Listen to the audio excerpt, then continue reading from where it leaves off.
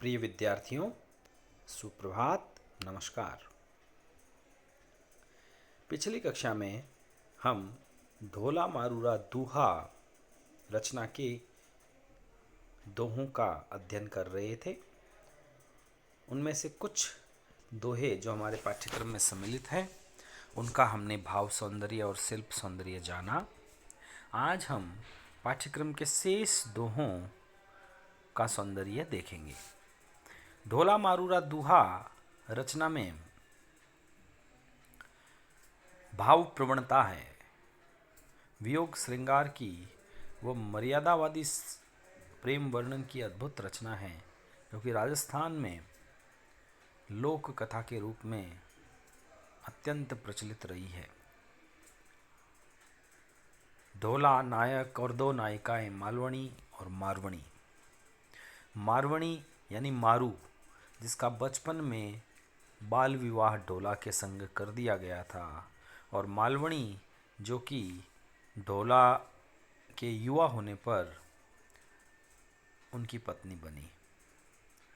मारवणी को जब इस बात का आभास होता है कि उसका बाल विवाह कर दिया गया है और उसके पति ढोला जो हैं वो कच्छावा वंश के राजकुमार हैं, तो वह डाढ़ियों के माध्यम से अपना संदेश प्रियतम तक भेजने का प्रयास करती है, और ढोला उस संदेश को पाकर महल छोड़कर मालवणी को प्राप्त करने के लिए निकल पड़ता है। और पीछे मालवणी जो है वो विलाप करती है, अपनी वेदना को प्रकट करती है। इस मालवणी की विलाप को ही हम पिछली कक्षा से पढ़ते आ रहे हैं। आगे के दोहे हम देखते हैं, जिसमें मालवणी जो है वो अपने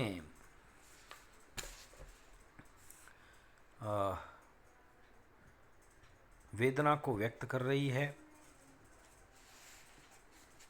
बिछड़ता ही सजना क्या ही कहण न लद, तिण वेला कंठ रोकेऊ जानक सिंधी खद। बिछड़ता ही सजना क्याई कहण न लद। लद का अर्थ है पा लेना, प्राप्त कर लेना। मालवणी कहती है कि हे प्रियतम, तुम्हारे से बिछुड़ते समय क्याई कहण न लद, मुझे कहने के लिए कुछ नहीं मिला, कुछ नहीं प्राप्त हुआ जो मैं तुम्हें कह पाती। यानी मैं बहुत कुछ कहना चाहती थी, मैं तुम्हें अपने मन के प्रेम को तुम्हारे समक्ष, अपने मन की वेदना को तुम्हारे समक्ष प्रकट करना चाहती थी, लेकिन मेरे मुंह से बोल न निकले, मुझे कुछ ऐसा मिला ही नहीं कि मैं बोल पाऊँ। और तिण वेला कंठ रोक्यऊ जानक सिंधी खद। देखिए, सिंधी जो है यहाँ पे शब्द है, यह एक प्रकार के विष के लिए आया, जहर के लिए आया। बहुत ही खतरनाक जहर होता है, जिसका पान करने पर मृत्यु तो प्राप्त होती है, लेकिन साथ ही आवाज़ मुंह से निकलना बंद हो जाता है, गला अवरुद्ध हो जाता है, कंठ अवरुद्ध हो जाता है। तो वो कह रही है तिण वेला कंठ रोकेऊ, कि उस वक्त मेरे स्थिति यह हो गई जैसे मैंने सिंधी यानी सींगिया विष खा लिया हो, सींगिया विष का पान कर लिया हो, और सींगिया विष के कारण मेरा कंठ रुक गया हो, मेरे कंठ से आवाज़ नहीं निकल पा रही हो। वियोग श्रृंगार का पद है, और इसमें आहार्य अनुभाव यदि हम देखें, माफ़ी चाहूँगा, सात्विक अनुभव हम देखें तो स्वरभंग जो है वो प्रकट हो रहा है। बोल न निकलना, गले का अवरुद्ध रह जाना, ये स्वरभंग कहलाता है। और इसमें मालवणी ने कल्पना की है कि भाई तुम जब बिछुड़ गए, तुम जब निकले, तो मैं कुछ कह नहीं पाई और मुझे कुछ मिला नहीं, मेरा गला अवरुद्ध हो गया, और ऐसा लगता है जैसे मैंने सींगिया जहर खा लिया हो। देखिए, ये कल्पना है कवि की गहरी कल्पना, उत्प्रेक्षा अलंकार मानी जाती है। यहाँ पर मालवणी के सींग या विष खाने की जो संभावना व्यक्त हुई है यह उत्प्रेक्षा अलंकार में शामिल है, इसलिए इस पद में उत्प्रेक्षा अलंकार का वर्णन हुआ है। अगला दोहा हम देखते हैं। ढोला हूँ तुझ बाहिरी, झेलण गये तड़ाए, ऊ जड़ काला नाग ज्यूं, लहरी ले ले खाए। ढोला हूँ तुझ बाहिरी, झीलण गई तड़ाए, कि हे ढोला तुम जब यहाँ नहीं हो। बाहिरी शब्द का अर्थ है बाहर, बिना या अलग। तुम्हारे बिना जब तुम यहाँ नहीं हो। झीलण गई तड़ाए, मैं नहाने के लिए। झीलण का अर्थ है नहाना, तड़ाए का अर्थ है तालाब। मैं तालाब पर नहाने के लिए गई, और जब मैं तालाब में नहाने को बैठी, ऊ जल काला नाग ज्यूं, वह जो पानी है वो काले नाग की तरह, पानी की लहरों की तुलना काले नाग से की गई है। जिस प्रकार पानी की लहरें उठती बैठती रपटती है, उसी प्रकार जैसे काला नाग जो है वो अपने सर्पिलाकार ढंग से अपनी शरीर को हिलाता है, उस तरह से तालाब की लहरें हिल रही थी और मुझे वो काले नाग जैसी लग रही थी। तो ये उपमा अलंकार है, तुलना हुई है।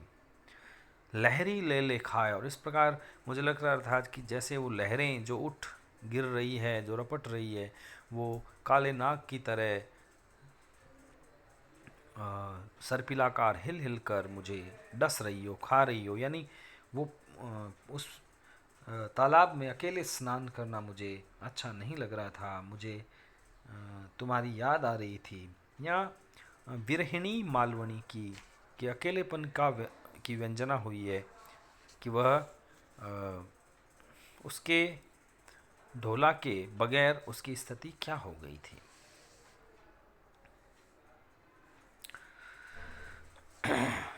अगले दोहे में देखिए। सुंदर सौड़ सिंगार सजी, गई सरोवर पाल, चंद मुड़क्यो जड़ हंस्यो, जड़हर कंपी पाल। मालवणी विलाप का प्रसंग है। ढोला मारूरा दूहा रचना में मालवणी विलाप कर रही है, और मालवणी अपनी दशा का चित्रण करते हुए कहती है कि वह सुंदर 16 श्रृंगार सजी, कि वह 16 श्रृंगार करके सज धज कर सुंदर बनकर गई सरोवर पाड़, पाड़ का अर्थ है किनारे, कि वह सरोवर के पाल पर गई, तट पर गई, और उसे देखकर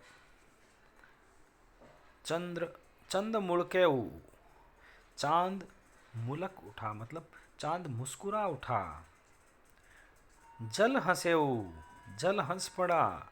जलहर कंपी पाड़, और जलहर यानी सरोवर की जो पाल है यानी किनारा है वो कांप उठा। मतलब यहाँ पर देखिए किसी यहाँ पर चांद का उसको देखकर मुस्कुराना, पानी का हंसना, और सरोवर के किनारे का कांप उठना, ये सब इस प्रकार दर्शाया गया है जैसे ये मानवीय क्रियाएं कर रहे हों। प्रकृति के विभिन्न उपादान जब मानवीय क्रिया करते हुए दिखाई देते हैं तो वहाँ मानवीकरण अलंकार होता है। तो यहाँ कवि ने बहुत खूबसूरत मानवीकरण अलंकार का उपयोग किया है, और ये प्रकृति का उद्दीपन रूप में चित्रण है कि प्रकृति जो है वो उस नारी को प्रभावित कर रही है। प्रकृति का सुंदर उद्दीपन रूप में चित्रण है, और ऐसा लग रहा था ये सारा दोहा पढ़कर, इसका अर्थ करते हुए ऐसा लगता है कि जैसे चांद, पानी और सरोवर की जो पाल है वे भी उसके अकेले रहकर इस तरह 16 श्रृंगार करके सरोवर पर जाने को लेकर व्यंग्य में मुस्करा रही थी, उसके चरित्र का उपहास उड़ा रही थी कि कैसी नारी है जिसका पति उसके पास नहीं है फिर भी यह 16 श्रृंगार करके बैठी है। चंदा तो किन खंडियो मौ खंडी किरतार, पूनिम पूरव ऊगसी आवंतई अवतार।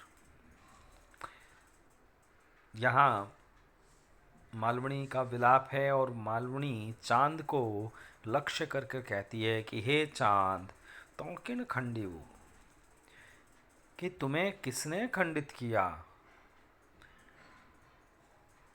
मौ खंडी किरतार, किरतार का अर्थ है ईश्वर, कि मुझे तो ईश्वर ने खंडित कर दिया, मुझे तो विधि ने, विधाता ने, विधाता के विधान ने खंडित कर दिया, मुझे, मेरे प्रियतम को मुझसे दूर कर दिया।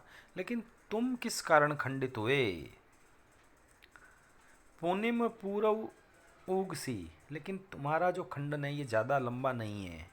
तुम जो टूटे हो ये ज़्यादा लंबे समय तक टूटे हुए नहीं रहोगे। जैसे ही पूर्णमासी आएगी तुम पूर्ण हो जाओगे। आवत ही अवतार, अवतार का अर्थ है दूसरा जन्म, कि मेरा तो पूर्ण होना अगले जन्म में ही संभव होगा। मैं तो इस जन्म में, मुझे तो समाप्ति समझो, मेरा तो इस पूरे जन्म में खंडन ही समझो, अगले जन्म में ही मुझे पूर्णता प्राप्त होगी। अगले दोहे की तरफ हम चलते हैं। चंपा कैरी पाखड़ी गूंथू नवसर हार, जौगड़ पहरूं पीव बिन तऊ लागे अंगार। चंपा कैरी पाखड़ी, कैरी का अर्थ है की, और गूंथू नवसर हार, नवसर का अर्थ है 9 लड़ियों वाला। जौगड़ पहरूं पीव बिन तऊ लागे अंगार। प्रोसित पतिका नारी मालवणी का कथन है, वह व्यथित होकर कहने लगती है, वह विलाप करके कहने लगती है, चंपा कैरी पाखुड़ी, कि चंपा की पंखुड़ियों से गूंथूं नवसर हार, मैं 9 लड़ियों वाला हार गूंथती हूँ। जौगड़ पहरूं पीव बिन, और जब मैं इस हार को अपने प्रियतम के बिना, जब प्रियतम दूर चले गए हैं, मुझसे बिछुड़कर चले गए हैं, उस समय मैं उसे गले में धारण करूं, प्रियतम के बिना मैं उसे पहनूं, तऊ लागे अंगार, तो मुझे यह हार अंगारे के समान लगता है। हार की तुलना अंगारे से की गई है, इसलिए उपमा अलंकार है। अर्थात वह हार जिसको पहनकर विरहिणी को आनंद आता है, वह हार जो पहनने पर शीतलता प्रदान करता है, वह हार प्रियतम के बिना उसके लिए पीड़ादायक या संतापदायक बन गया है, और वह अंगारे के समान उसको, उसका दहन करता है। तो इस दोहे में मालवणी के विलाप की विरह व्यंजना हुई है। उपमा अलंकार का प्रयोग है, राजस्थानी भाषा है। प्रिय विद्यार्थियों, हमने आज अपने पाठ्यक्रम में जो ढोला मारूरा दुहा रचना के सम्मिलित दोहे हैं वो हमने अध्ययन कर लिए हैं। आप आज समझाए गए समस्त दोहों को सप्रसंग व्याख्या करते हुए उसका भाव सौंदर्य और शिल्प सौंदर्य अलग अलग लिखते हुए मुझे अपनी उत्तर पुस्तिका का फ़ोटो खींचकर व्हाट्सएप के माध्यम से भेजें, ताकि मैं जान पाऊँ कि आप मेरे इस प्रकार के अध्यापन का लाभ प्राप्त कर पा रहे हैं या नहीं। शुक्रिया, धन्यवाद, जय हिंद, जय भारत।